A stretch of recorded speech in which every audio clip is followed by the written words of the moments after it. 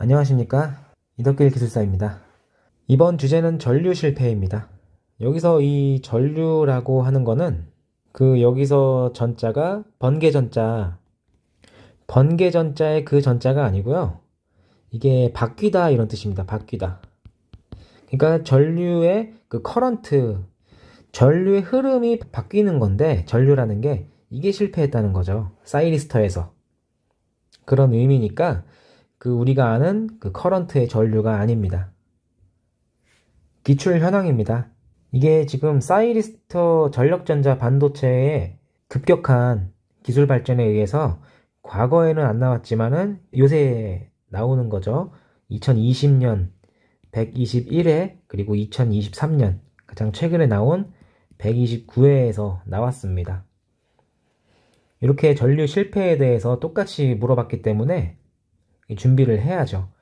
근데 이렇게 이 시점 2020년도에 한 번 나왔다 그래서 전부 다 준비하는 게 아니고, 우리는 항상 2번, 3번 이렇게 반복돼서 나왔을 때 그때 슬슬 준비를 하는 거죠.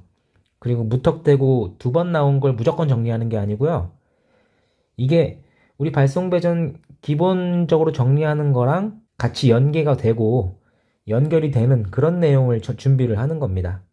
자, 그럼 특이사항을 보겠습니다.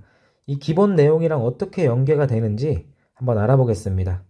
이게 HVDC 사이리스터, 이 사이리스터 소자에서 이 전류의 흐름이 바뀌지 않는 거거든요. 전류 실패가.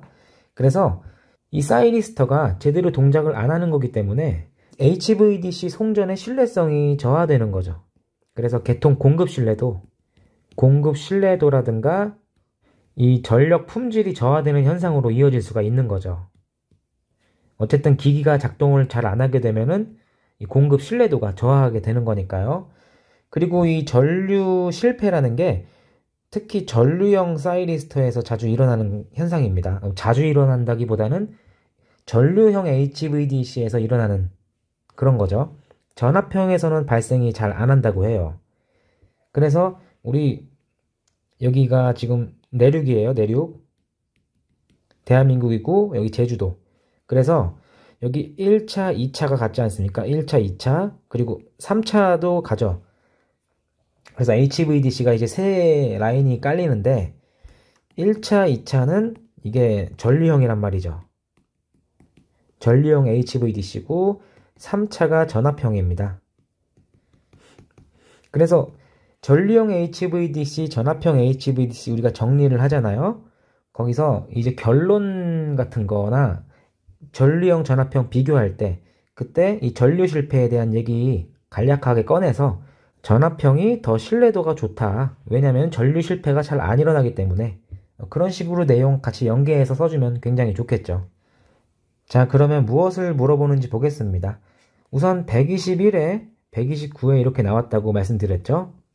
근데 이게 물어보는 게 이렇게 전류 실패에 대해서 단독으로 10점짜리로 물어봤고요. 그 다음에 25점짜리지만은 우리 소문제로 한 문제가 이렇게 나왔기 때문에 이걸 10점짜리로 봐도 무방하죠. 그래서 10점짜리로 하나 정리해 놓으면 좋을 것 같아요. 이 전류 실패를 단독으로 25점짜리로 준비하면은 너무 공부할 범위가 많거든요. 그래서 간단하게 10점짜리로 준비해 놓으시면 좋을 것 같습니다. 자, 그래서 무엇을 정리해야 되는지 보면은 간단해요. 여기서 기출문제에서 물어본 것만 정리하면 됩니다. 원인과 대책, 그리고 전류 실패 현상 물어봤죠? 그러니까 그 현상에 대해서 설명해 주는데 이것도 마찬가지로 원인과 대책에 대해서 같이 서술해 주면 되니까. 그리고 여기서는 정의도 같이 물어본 거죠. 정의. 전류 실패 현상, 그게 뭐냐 이렇게 물어본 거니까. 근데 뭔지만 이렇게 정의만 써줄 수는 없겠죠. 그게 발생하니까 이렇게 대책을 세워야 된다. 여기까지 정리를 해놔야겠죠. 자, 그래서 무엇을 공부해야 되는지, 무엇을 정리해야 되는지 우리 기출문제를 보면 알 수 있죠. 전류 실패가 뭔지, 그 정의에 대해서 서술하고요. 그 다음에 그게 왜 발생하는지, 그거에 대한 대책이 뭔지, 그거에 대해서 10점짜리로 한 바닥 이렇게 준비를 하는 거죠.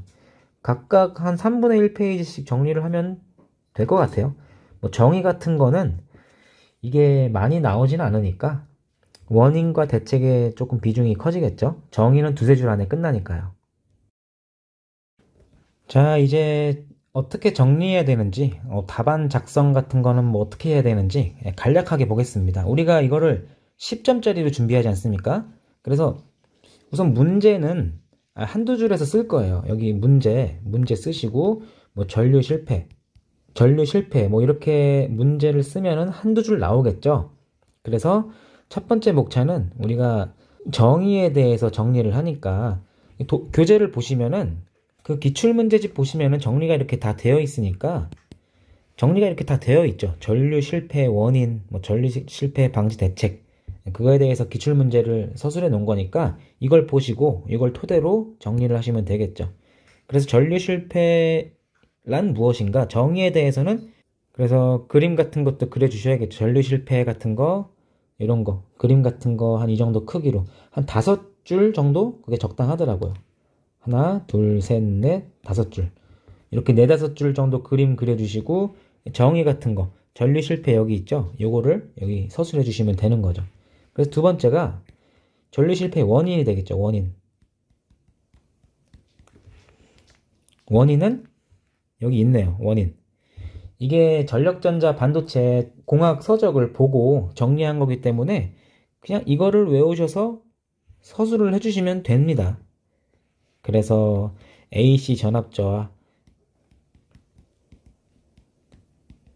있고 이거 서술해 주시고 두 번째 점호 지연 써주시고 요거 두세 줄 나오겠죠.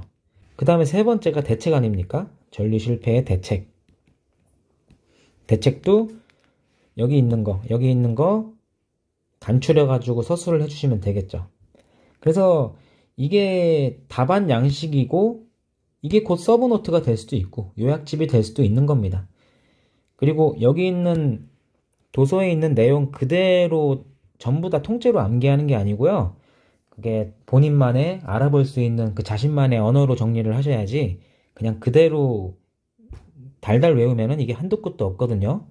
그래서 이런 식으로 한 페이지 10점짜리 하나 정리해 놓으시면 될 것 같습니다. 자, 그럼 이번 시간은 여기서 마치도록 하겠습니다. 감사합니다.